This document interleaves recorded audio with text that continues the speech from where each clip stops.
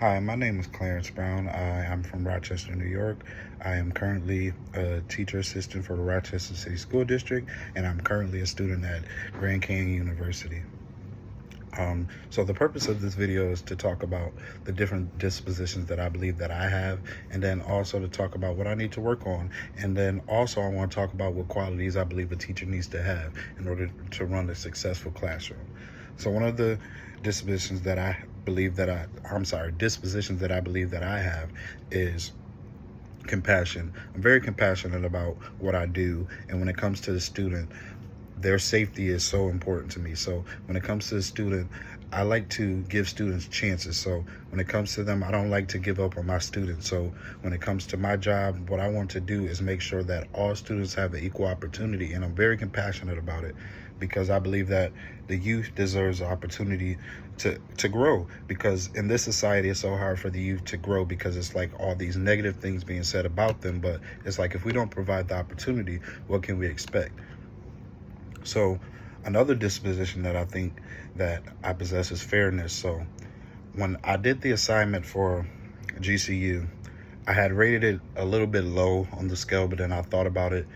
I believe that fairness is definitely a quality that I possess, because when it comes to all my students, I treat them all equal. So I believe that we all are created equal. So why not treat someone else as equal? Why not treat someone else the same way you'll treat yourself? So the way I view it is, we have to show fairness. We can't have our favorites or none of that.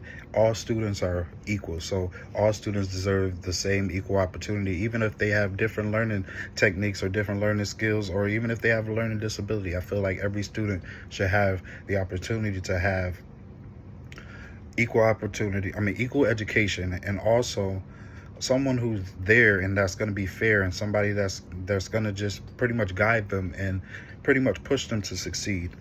So one of the things I think I need to work on is reflection. So the reason why I say I need to work on reflection is because I get so pretty much tired at the end of the day, working all day at the school, and then when it comes to me getting at home, I'm kind of like, I'm just drained. So what I don't do is I don't reflect on my day to figure out, okay, what worked and what didn't work. So what I do is I kind of try to reflect in the moment rather than reflecting at the end of the day. So what I mean by that is, so a technique that I may try one day, and then the next day I may try it again if I realize that it worked, but then it may not work again. So what I have to realize is I have to reflect what piece of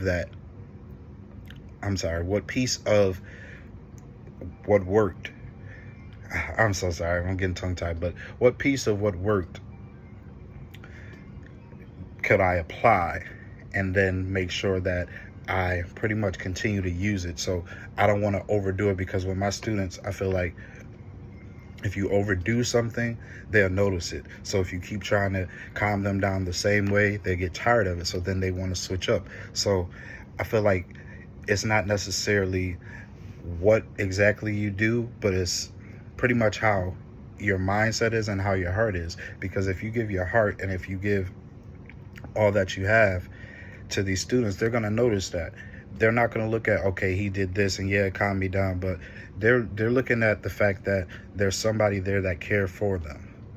And then what I believe that a teacher should have is pretty much the qualities that they're actually going to push their students to succeed. So what I mean by that, you have to have compassion, you have to have fairness, you have to have integrity, you have to have advocacy, you have to have all these different things that tie into making a great teacher. And once you tie all of those things in, it's just like us as human beings, we're supposed to work in unity. So all of those words work in unity, all of those traits work in unity, all those skills work in unity. So the more that you work in unity, the more the students will realize that, and then that's how you have a successful classroom.